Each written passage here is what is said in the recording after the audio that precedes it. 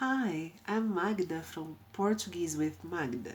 Today we will talk about gender, male and female, and plural and singular. Let's start with a single phrase that can help you to use the gender and the plural correctly. The first one is she is a woman.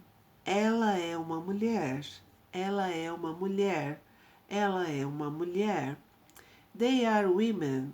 Elas são mulheres. Elas são mulheres. Elas são mulheres. He is a man. Ele é um homem. Ele é um homem. Ele é um homem. They are men. Eles são homens. Eles são homens. Eles são homens. She's a girl. Ela é uma menina. Ela é uma menina. Ela é uma menina. They are girls.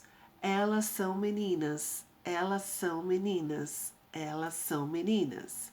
He is a boy. Ele é um menino. Ele é um menino. Ele é um menino.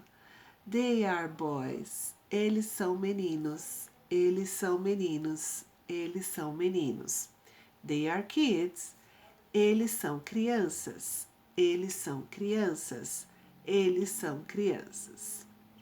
Notice that when I said they are in Portuguese, I cannot divide the they and the are in the pronunciation. They are together when I said eles são, elas são. Thank you for watching this video and I hope that you enjoyed the content today. If you like the video, please like and subscribe on my channel.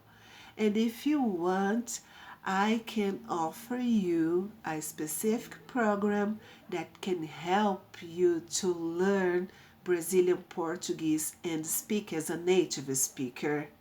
Let's do that.